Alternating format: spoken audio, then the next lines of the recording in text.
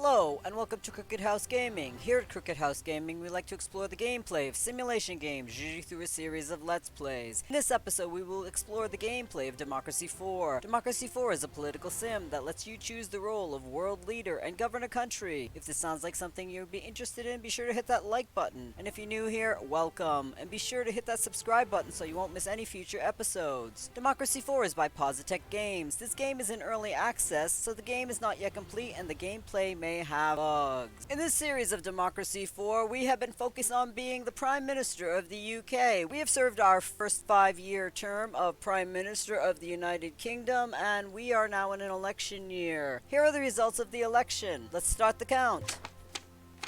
We are the Labour League, and it looks like the Natural Law Party is up. Well, we're pulling ahead a little bit. This was a 3-party system. 41% of the voters did not vote. The Labour League, which was our party, got 38% of the vote. The Natural Law Party got 21% of the vote, and the United Republicans supposedly got 0, but they did get some votes. We were re-elected as Prime Minister of the United Kingdom. Our party is the Labour League. Let's begin the next term. Post-election reshuffle. You can take this opportunity of this election win to reshuffle your cabinet ministers right now without losing any political capital. If you need to throw out some disloyal ministers and replace them with loyal, talented replacements, now's the time. Let me try to do something with Melanie Phillips. I'm gonna fire her. Who's this over here? Erica Scott, Foreign Affairs Minister. Yeah, let me fire her. See who we can hire for welfare. Yeah, I'm not quite sure what to do here. We just fired her, Erica Scott. Maybe I'll rehire her back. Tyrahan Hayes. She's trade unionist and liberal. She'll probably work with us for the trade unionists, but not so much for the liberals. These are our cabinet ministers. Here's our quarterly report. We are beginning our first year of our second term as Prime Minister of the United Kingdom, so we're going to probably serve about 5 more years. Surgical strikes. There's an urgent policy question that requires your immediate attention. Terrorists in the Middle East have started to attack vital pipelines owned by our countries, which indirectly provide us with fuel. In order to protect our oil supply, the Army would like to start surgical strikes on carefully selected targets. Order surgical strikes. Terrorism is a real threat and rising oil prices limit growth. We have the means to disrupt terrorist operations without risking the lives of our soldiers. We have to strike now and prevent those terrorists from getting the upper hand. Do not engage. Troubles in that area have economical and social reasons that cannot be solved by bombing terrorist leaders. A ground war and subsequent rebuilding are more costly but far more effective ways to solve the problem in this region. This one is a little bit of a difficult one because there are pros and cons to both sides of this, but I am going to select do not engage for our party. The views of the Patriots have gone down -9%. The oil supply has been affected by -7%. Cabinet report. Loyalty of our ministers is best described as loyal. The effectiveness is generally considered adequate. The budget report. The budget has a small surplus of £1.12 billion, but this is tiny compared to your overall government spending. Polls report. People are indifferent to your government. We estimate getting 64% of the vote in the election. Security briefing. Our security experts report that they have monitored communications between members of what appears to be an extremist conservative group called Traditional Values Regiment, which draws support from conservative voters. Let's jump into the governing of the UK. We have 16 political capital. Out of the problem area red circles, uncompetitive economy and respiratory disease seems to be the issues. We are also having a problem with oil. Biofuel subsidies. Biofuels can reduce oil demand by mixing ethanol derived from corn and petroleum fuel. This is generally popular with the environmentalists. Farmers who earn money producing corn for biofuel also benefit. Biofuels with a higher mix of ethanol can be subsidized through tax breaks. This will lower the oil demand. We are having problems with oil and terrorists, so if we reduce our demand on oil and perhaps channel it into a different type of fuel that we won't really need traditional petroleum oil as much. It'll also reduce our CO2 emissions, which could help with respiratory disease. Unfortunately, it will raise the food price, but let's implement this policy. So I'm going to implement it to about high, right about there, and I'm going to apply the changes. We have 6 political capital remaining. To see see if I can do something with this respiratory disease. We need to get it down to the stop trigger. We need to work on healthcare. Maybe we can do something with state health services. State health service. Although many citizens would happily pay privately for their own health treatment, there is an argument that the state has a duty to provide a minimum level of free health treatment for everyone regardless of income. Health provision can be expensive, so it's a matter of debate as to how much should be spent. Can raise it to about excellent health provision. This will reduce unemployment. It will improve health a little bit. It will help the poor a bit. The capitalists are not happy. Private healthcare goes down a bit. We will use all of our political capital on this. Let's implement this policy. We have zero political capital. Let's hit this button and enter our second term in our first year as re-elected Prime Minister. Poverty is down. We have a tinderbox situation. High winds downed power lines last year, which were the cause of the worst wildfires on record. With storm forecast, power plants have planned outages to prevent another inferno. The environmentalists are unhappy at -12. Environmentalists membership has gone up 10%.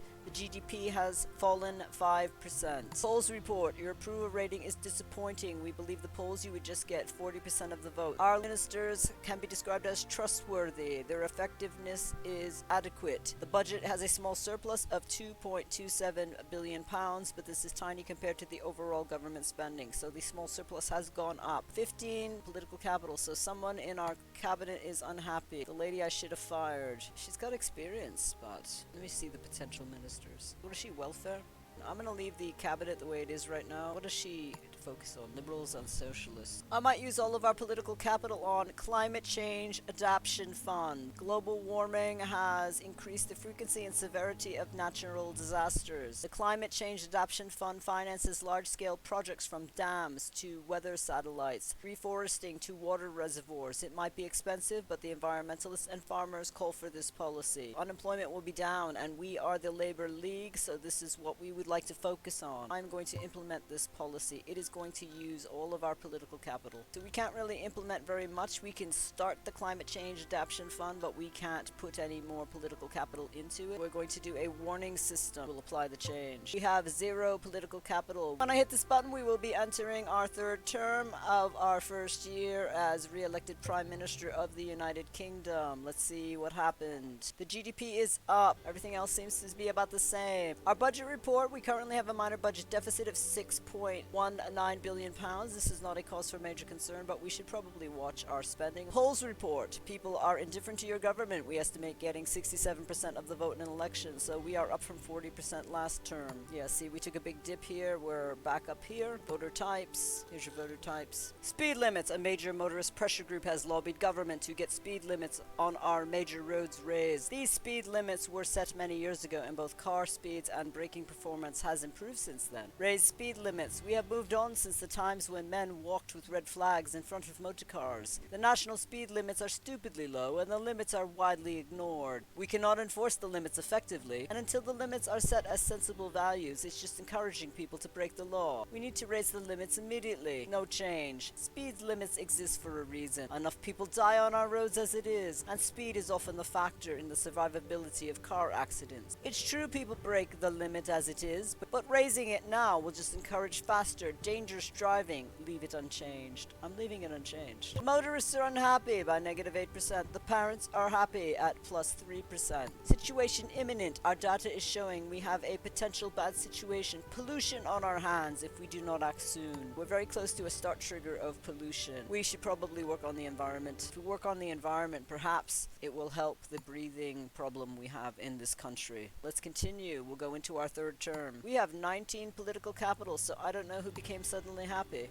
Anne Hayes dropped a bit, as did Erica Scott, but I don't know who went up. Transportation is not happy. Air travel, car emissions, car emission limits, hybrid car initiatives, pollution controls. A restriction on what chemicals and emissions can be released into the atmosphere. Controls reduce pollution and increase health, possibly at the cost of economic competitiveness. Okay, so right now we have government targets. We'll raise it to 2, restriction and fines, and I'll apply some changes. Carbon capture and storage, a variety of engineering solutions to capture carbon dioxide emissions to reduce climate change, from direct air capture to methods involving capture at the source of existing fossil fuel power stations. We can probably raise this a little bit. I am going to apply this change. We have 10 political capital. Let's take a look at our economy, uncompetitive economy. Corporation tax, a direct proportionate tax on profits of business. Some argue that this should be the only form of taxation. Others that such taxes stifle the entrepreneurship and discourage people from starting a business. It is often one of the main ways the government brings in money. We are going to raise this tax. The capitalists won't be happy, the wealthy won't be happy, the self-employed won't be happy. We need to make some money for the country. We are going to go at 6 to apply this. We have 4 political capital. Clean air subsidies. Renewable energy might not be efficient yet, but there's an argument for investing heavily in it now, so strategically prepare our country for a future without fossil fuels. Environmentalists are happy for obvious reasons, but capitalists see this as an unwelcome distortion of the energy market. I would like to put about 1 point into this. We need to work on our pollution. We have 3 political capital remaining. I'm going to do some more tourism campaigns, get some more people into our country. I will do 1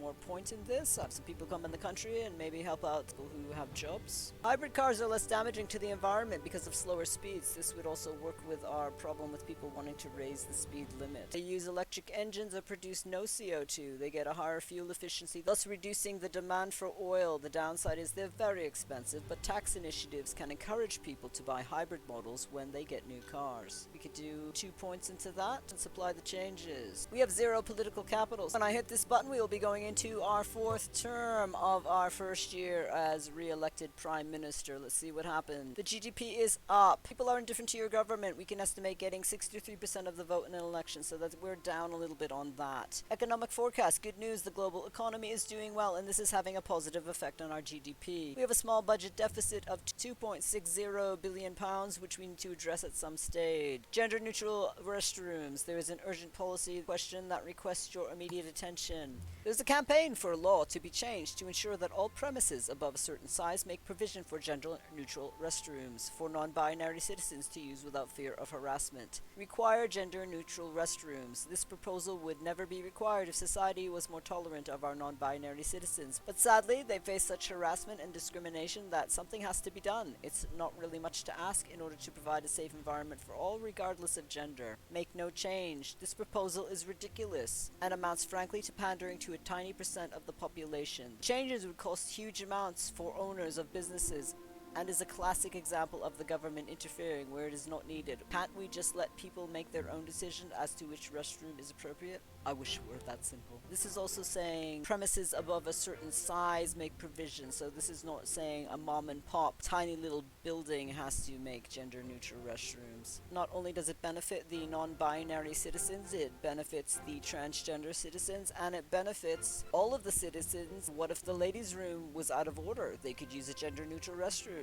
What if the men's bathroom was out of order? They could use a gender neutral restroom. I'm going to say require gender neutral restrooms. The religious are unhappy by negative 10%. Conservatives are unhappy by negative 10%. The liberals are happy by 10%, as are the youth by 10%. Situation imminent. Our data is showing we have a potentially bad situation. Environmental protests on our hands if we do not act soon. I've been just working with the environment. What do you people want? My whole term last term was me working with the environment. Let's take a look at our cabinet ministers. Okay, she's still unhappy, but she's not dropping that bad. Anne Hayes is unhappy. This has nothing to do with environment, but you know what? I need to make us some money. We're gonna do proportionate fines. A fine is no deterrent to antisocial behavior at all if it does not scale with income. What may be a colossal and finances wrecking penalty for some is a mere inconvenience for the ultra wealthy. By making all fines scale with income, the law can be finally applied equally to all. Is that fair? We'll do it high. We'll do it right to about there. We got 3 political capital. Car emissions. I can do something with car emissions. Setting a legal limit to exhaust fumes help reduce air pollution, especially in cities, but it's unpopular with motorists who look upon it as yet more bureaucracy and tax. No, we're doing some car emissions. We'll do 2 of that and we'll apply the changes. Hopefully that will help the respiratory disease and the environmentalists will be happy. Fuel efficiency standards, reduces oil demand, reduces CO2 emissions. The capitalists are not happy, but the environmentalists are. Fuel efficiency standards, mandatory standards for new cars which dictate the minimum level of fuel fuel efficiency. This is a long-term measure aimed to raise the fuel efficiency of the country's cars and thus reduce our dependency on oil, as well as reducing the cost of driving over the long term. It will be unpopular with car manufacturers, but a hit with the environmentalists. We are going to raise it